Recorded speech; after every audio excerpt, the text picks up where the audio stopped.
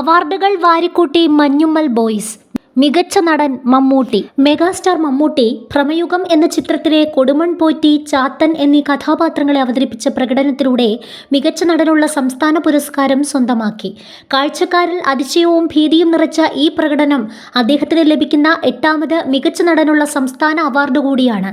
ഷംല ഹംസയാണ് ഫെമിനിച്ചി ഫാത്തിമ എന്ന സിനിമയിലെ അഭിനയത്തിലൂടെ മികച്ച നടിയായി തിരഞ്ഞെടുക്കപ്പെട്ടത്. പുരസ്കാര പ്രഖ്യാപനം തൃശൂർ രാമനിലയത്തിൽ വച്ച് സാംസ്കാരിക വകുപ്പ് മന്ത്രി സജി ചെറിയാനാണ് നടത്തിയത്. ജൂറി അധ്യക്ഷൻ പ്രകാശ് രാജ്, ചലച്ചിത്ര അക്കാദമി ചെയർമാൻ റസൂൽ പൂക്കുട്ടി തുടങ്ങി ചലച്ചിത്ര മേഖലയിലെ പ്രമുഖർ ചടങ്ങിൽ പങ്കെടുത്തു.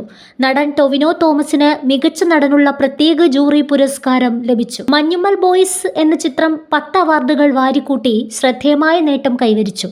മികച്ച ചിത്രം, മികച്ച സംവിധായകൻ, മികച്ച തിരക്കഥ ഉൾപ്പെടെയുള്ള പ്രധാന പുരസ്കാരങ്ങളാണ് ചിത്രം നേടിയത്. മഞ്ഞുമ്മൽ ബോയ്സിന്റെ സംവിധായകൻ ചിദംബരം മികച്ച സംവിധായകനായും തെരഞ്ഞെടുക്കപ്പെട്ടു. മികച്ച ഗാനരചയിതാവായി വേടനെ തെരഞ്ഞെടുത്തു.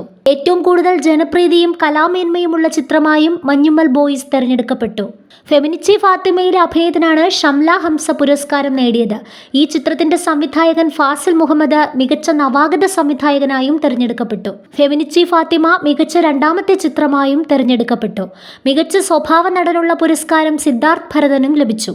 മികച്ച സ്വഭാവ നടി ലിജോ മോൾ, മികച്ച പിന്നണി ഗായിക സെബ ടോമി, മികച്ച ഗായകനായി കെ.എസ്. ഹരിശങ്കറിനെ തെരഞ്ഞെടുത്തു.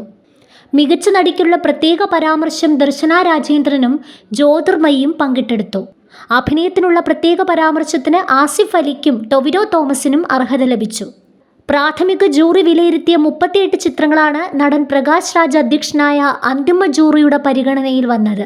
2 ദിവസം മുമ്പാണ് ജൂറിയുടെ സ്ക്രീനിംഗ് പൂർത്തിയായത്.